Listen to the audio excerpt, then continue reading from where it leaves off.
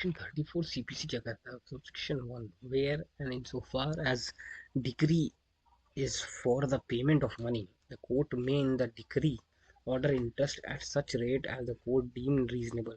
अगर decree payment से या पैसे से रिलेटेड है तो कोर्ट डिक्री यानी जो जजमेंट आई है उस रिकॉर्ड में उस पेपर में ही मेंशन कर देगा कि किस रेट पर कोर्ट रीजनेबली समझता है कि उसको पैसा मिलना चाहिए। On what? On the principal sum adjusted from when? From the date of the suit, जब से केस रजिस्टर हुआ तब से, to the date of the decree, जब तक जजमेंट आई है तब तक sir decree. In addition to any interest adjudged on such principles, sum for any period prior to the institution of the suit।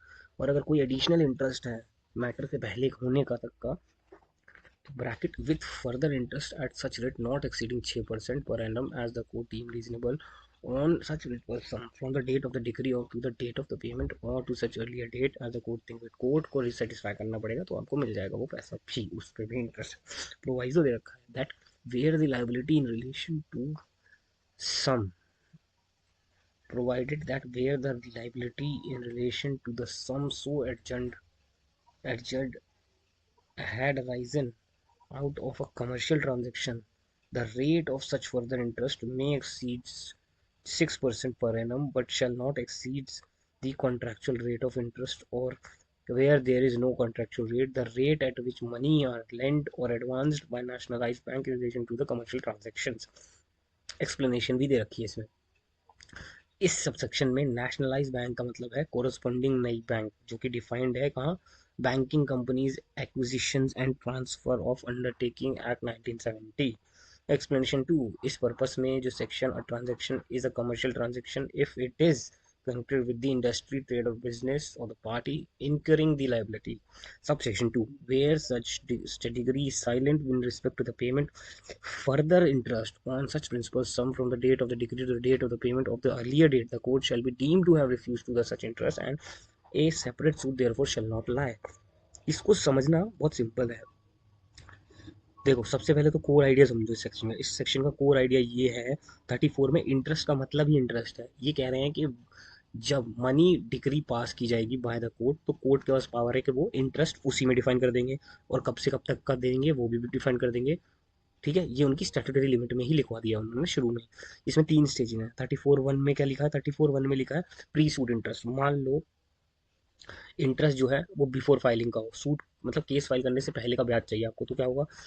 तो अलाउ होगा तब, कब?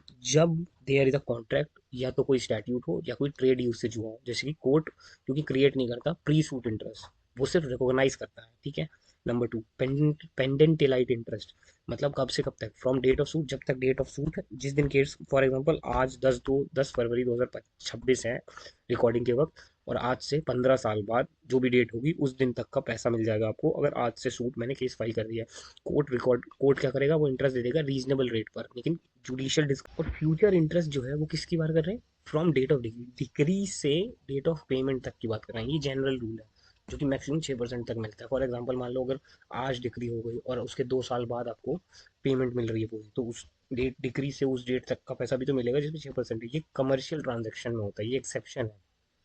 कमर्शियल ट्रांजेक्शन की प्रोविजन जो दे रखा है ना, उसको समझना भी जरूरी है। उसमें लिखा हुआ है कि जो फ्यूचर इंटरेस्ट होता है, अगर लाइबिलिटी अराइज हो रही है कहाँ से? इंडस्ट्री, ट्रेड या बिजनेस से, तो तब क्या होगा?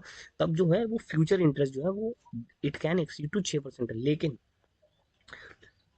It can not exceed contractual rate, और if no contract national bank या लेंडिंग रेट पे। एक्सप्लेनेशन 2 में डिफाइन भी कर रखा है, वो डिफाइन करता है कमर्शियल ट्रांजेक्शन को। फॉर एग्जाम्पल मैं समझा देता हूँ, कंफ्यूज मत हो। नॉन कमर्शियल लोन मान लो दिया गया है, कोई फ्रेंडली लोन दिया है आपने 2 लाख रुपए का, ये नॉन बिजनेस कनेक्शन है। इस पे जो फ्यूचर इंटरेस्ट मिलेगा उसको, आपको, वो 6% से ज़्यादा नहीं हो सकता। ठीक है। लेकिन वहीं अगर कमर्शियल ट्रांजेक्शन है, कोई बिजनेस लोन हुआ है बिटवीन दो कंपनियों में, ठीक है, मान लो ए और बी में दो, एक कमर्शियल ट्रांजेक्शन हुआ है, इस पे कमर्शियल इंटरेस्ट जो, इस पे जो कॉन्ट्रैक्चुअल इंटरेस्ट मिलेगा आपको वो 12% पे मिलेगा। कोर्ट ग्रांट कर सकता है 12%, लेकिन उससे ज़्यादा नहीं।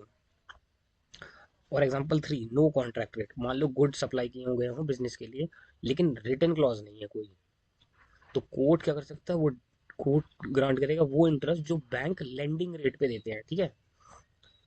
सब सेक्शन 2, डिक्री साइलेंट हो अगर इंटरेस्ट पे, मतलब क्या है इसका? इसका मतलब ये है कि अगर फ्यूचर इंटरेस्ट मेंशन ना हो तो ये डीम करता है, या तो वो रिफ्यूज हो जाएगा, या यहाँ पे आप separate suit for future interest is maintainable.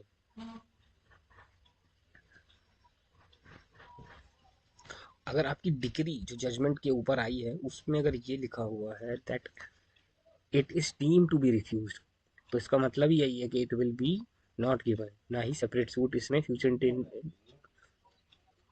Interest के लिए मेंटेनेबल होगा। ये मल्टीप्लिसिटी ऑफ लिटिगेशन को रोकता है। अगर आपकी जजमेंट में ही, डिग्री में ही कोर्ट ने लिखवा दिया है कि फ्यूचर इंटरेस्ट नहीं दिया जाएगा, तो ये नहीं कह सकते आप कि नहीं नहीं सर मेरे को फ्यूचर इंटरेस्ट के लिए नया सूट फाइल करना है, ये नहीं हो सकता। इसमें एक central bank of India versus Ravinder 2002 का सुप्रीम कोर्ट का केस है, जिसमें हेल्ड किया गया था कि इंटरेस्ट जो है it must be reasonable and just, और no compound interest unless expressly agreed, और अगर एक्सप्रेसली एग्रीड है तो ही दिया जाएगा। सेक्शन 34 गवर्न करता है पोस्ट डिक्री इंटरेस्ट को। ठीक है,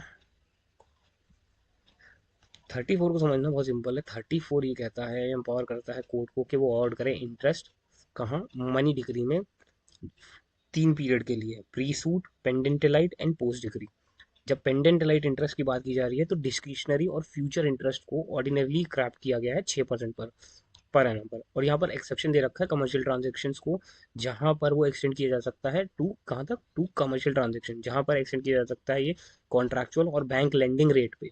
तो अगर डिक्री साइलेंट है फ्यूचर इंटरेस्ट को लिए, तो वो इंटरेस्ट कहा गया है सबसेक्शन 2 में 34 के, ये नहीं दिया जाएगा, इसलिए ये साइलेंट है। That's it.